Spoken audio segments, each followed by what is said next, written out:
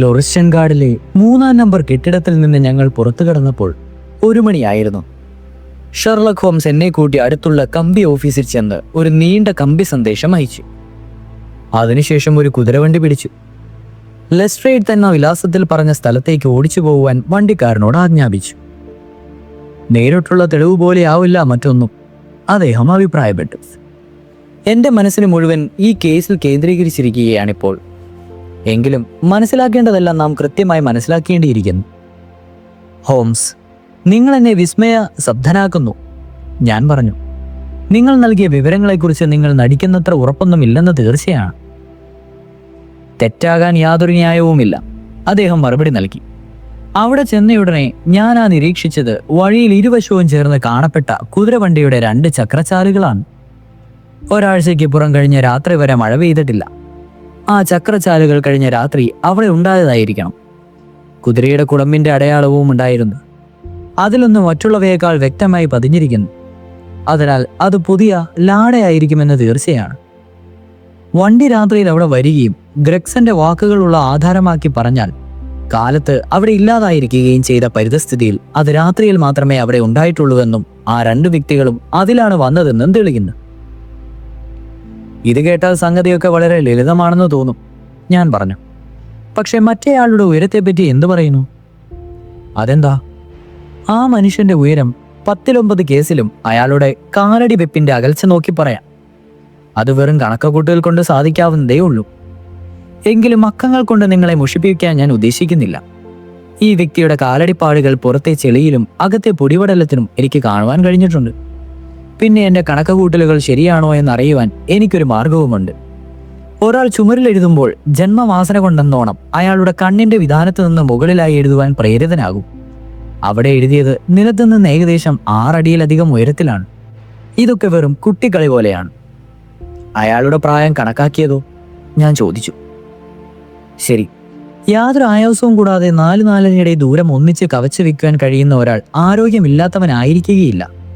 പൂന്തോട്ടത്തിൽ അത്രയും ദൂരമാണ് ചളി കെട്ടിയതെന്നുവോ അതാണ് അയാൾ കവച്ചു കടന്നതോ? തോൽ ബൂട്ട്സിന്റെ വൃത്താകൃതിയിലുള്ള ഭാഗം പതിയുകയും ചതുരത്തിലുള്ള വിരലിന്റെ ഭാഗം പൊന്തി നിൽക്കുകയും ചെയ്തിട്ടുണ്ട്. അതിലൊന്നും അത്ര വലിയ അത്ഭുതമൊന്നുമില്ല. എൻ്റെ നിരീക്ഷണങ്ങളും അനുമാനങ്ങളും സാധാരണ ജീവിതത്തിൽ പ്രയോഗിച്ച് നോക്കിയെന്നേ ഉള്ളൂ. വേറെ എന്തെങ്കിലും പ്രശ്നം നിങ്ങളെ അലട്ടുന്നുണ്ടോ? വിരൽ നഖങ്ങളും ചുരുട്ടും, ഞാൻ സൂചിപ്പിച്ചു. ചുമരിൽ എഴുതിയത് ഒരു മനുഷ്യന്റെ ചൂണ്ടുവിരൽ ചോരയിൽ മുക്കിയിട്ടാണ്. അങ്ങനെ ചെയ്യുമ്പോൾ ചുമരിലെ കുമ്മായത്തേപ്പ് അല്പം പോറിയിട്ടുണ്ടെന്ന് കണ്ണാടിയിൽ കൂടി നോക്കിയപ്പോൾ ഞാൻ കണ്ടിരുന്നു.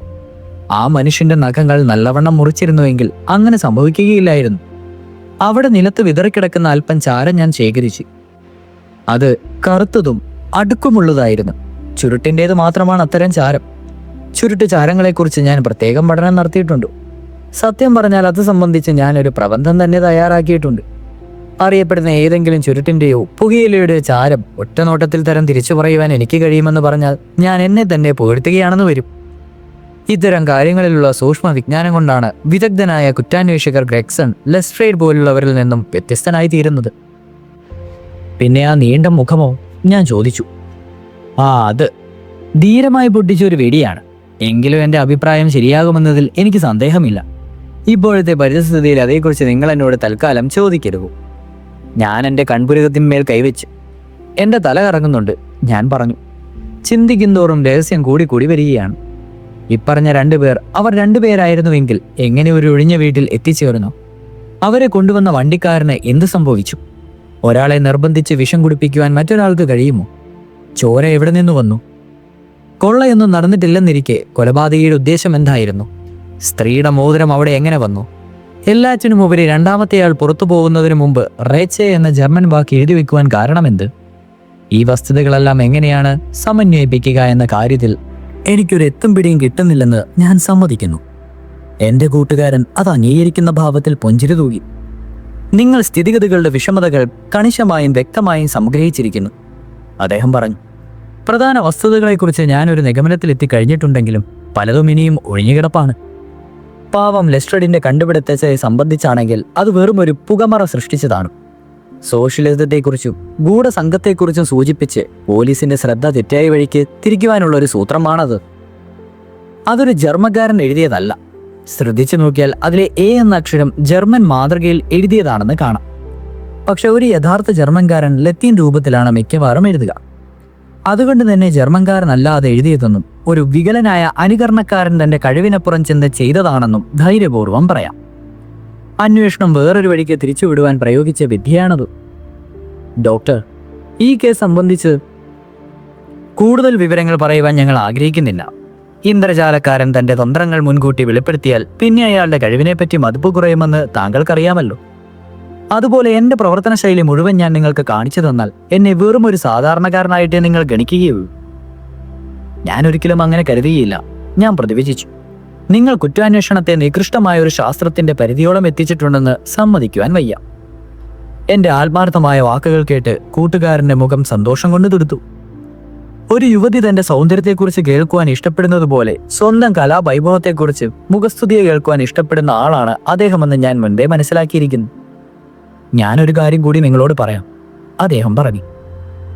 തോൽ ബൂട്ട്സ് ധാരിയും ചതുരത്തിൽ കാൽവിരലുള്ളവനും ഒന്നിച്ചു തന്നെയാണ് വണ്ടിയിൽ വന്നത്. അവർ സ്നേഹിതന്മാരായിട്ടാണ് വഴിയിൽ കൂടി നടന്നതും, മിക്കവാറും കൈകോർത്തും പിടിച്ചുകൊണ്ട്. അവർ അകത്തെത്തിയപ്പോൾ മുറിയിൽ അങ്ങോട്ടും ഇങ്ങോട്ടും നടന്നിട്ടുണ്ടാകണം.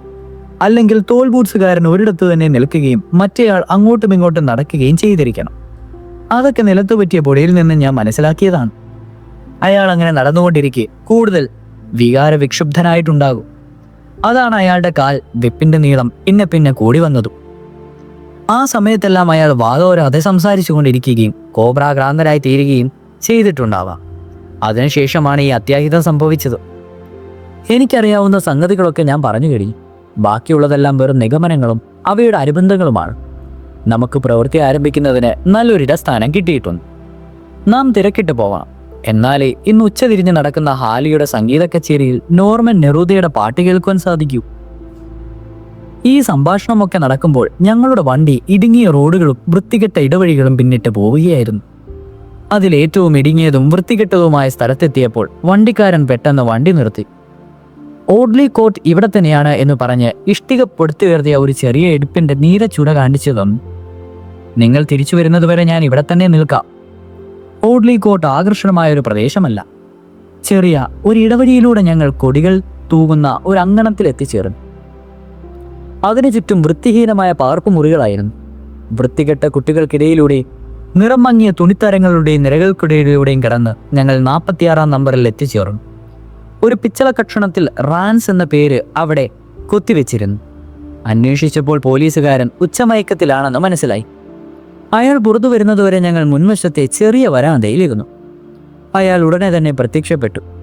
ഒച്ചയുറക്കത്തിന് വിഘ്നം വന്നതിൽ അല്പം ഈർച്ച ആ മുഖത്ത് നിഴലിച്ചിരുന്നു. ഞാൻ എൻ്റെ റിപ്പോർട്ട് ആ പേജിൽ കൊടുത്തിരിക്കുന്നു. അയാൾ പറഞ്ഞു. ഹോംസ് ഒരു അരപ്പവൻ നാണയം കീശയിൽ നിന്നെടുത്ത് ചിന്താകുലനായി കയ്യിലിട്ട് തിരിച്ചുകൊണ്ടിരുന്നു. ആ വസ്തുതകളൊക്കെ നിങ്ങൾക്ക് തന്നെ പറഞ്ഞു കേൾക്കണമെന്ന് കരുതിയാണ് ഞങ്ങൾ വന്നത്, ഹോംസ് പറഞ്ഞു. അറിവുള്ളതെല്ലാം പറയുവാൻ എനിക്ക് സന്തോഷമേ ഉള്ളൂ. പോലീസുകാരൻ ആ ചെറിയ സ്വർണ്ണ നാണയത്തിൽ കണ്ണും നട്ടുകൊണ്ട് പറഞ്ഞു. എങ്ങനെയാണ് സംഭവം ഉണ്ടായതെന്ന് നിങ്ങൾക്ക് സ്വന്തം വിവരണത്തിലൂടെ ഞങ്ങൾ കേൾക്കട്ടെ. റാൻസ് സോഫയിൽ ചാരിയിരുന്നു. വിവരണത്തിൽ നിന്ന് ഒന്നും വിട്ടുപോവാതിരിക്കാൻ ദൃഢനിശ്ചയം ചെയ്തിട്ടെന്ന പോലെ പുരുക മടപ്പിച്ചു പിടിച്ചു. തുടക്കം മുതലേ എല്ലാം ഞാൻ പറയാം, അയാൾ പറഞ്ഞു.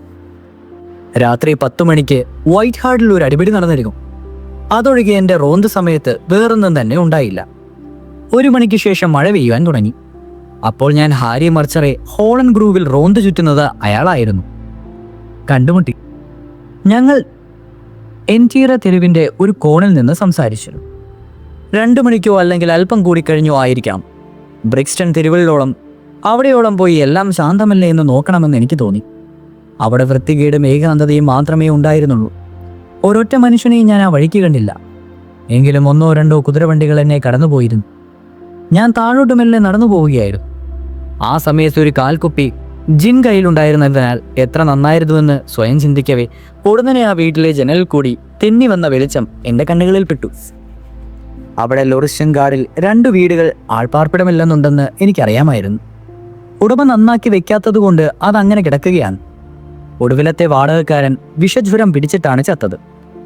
ആ വീട്ടിലെ ജനലിൽ കൂടി വെളിച്ചം കണ്ടപ്പോൾ ഞാനാകെ പകച്ചുപോയി.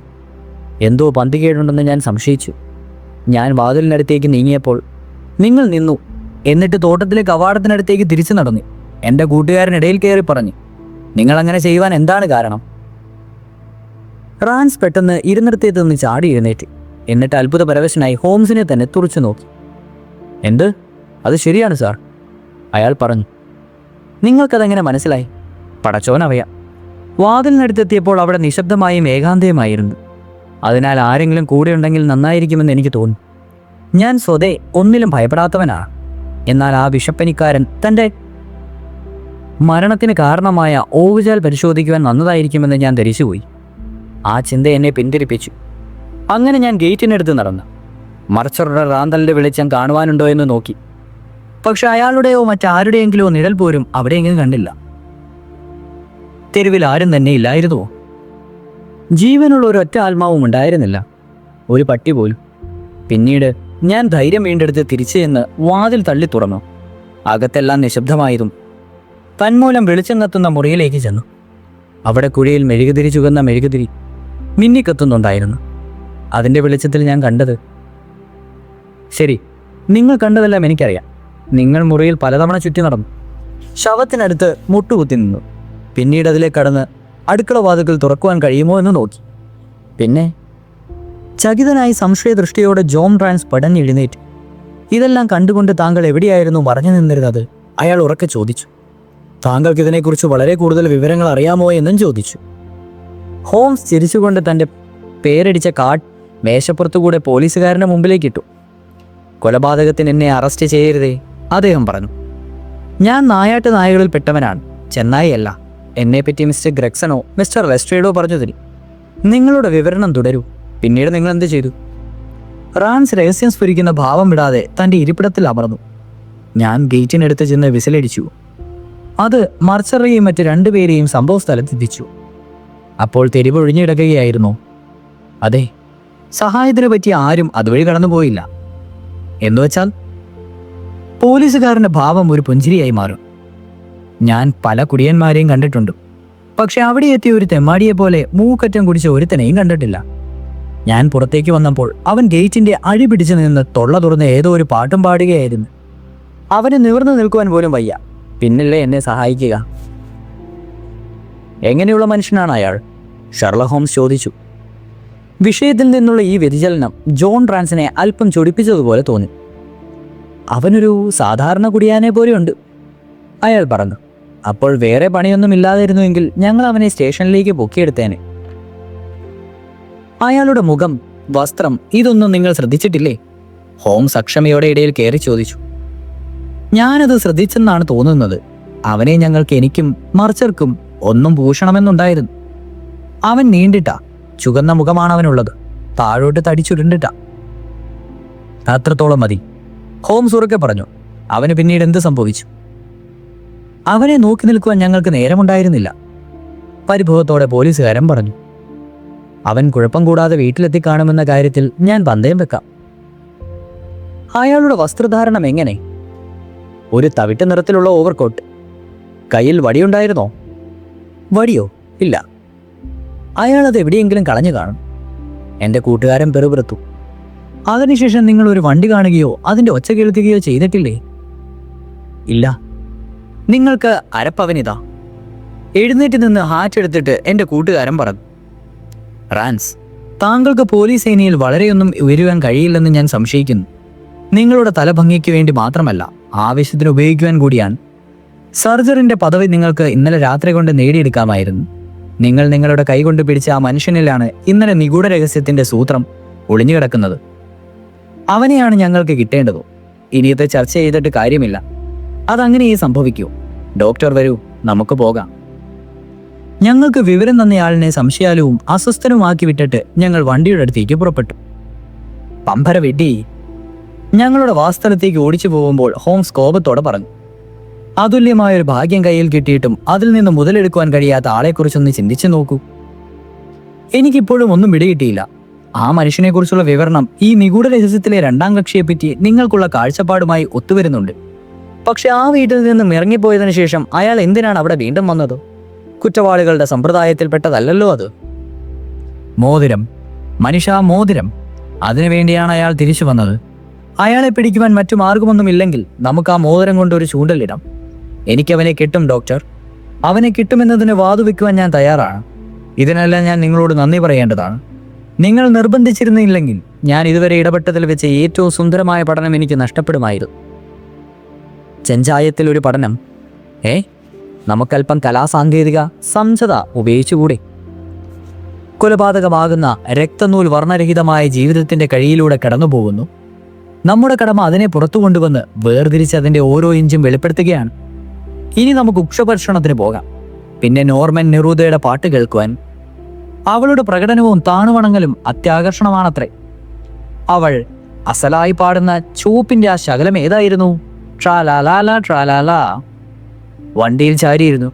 തിരിഞ്ഞു പിടിക്കാൻ അസാമാന്യ കഴിവുള്ള കുറ്റാന്വേഷകൻ വാനമ്പാടിയെ പോലെ ഹർഷഗീതം മുഴക്കി. ഞാനാകട്ടെ അപ്പോൾ മനുഷ്യ മനസ്സിന്റെ വൈവിധ്യങ്ങളെക്കുറിച്ചുള്ള ചിന്തയിൽ മുഴുകുകയും ചെയ്തു. തുടരും.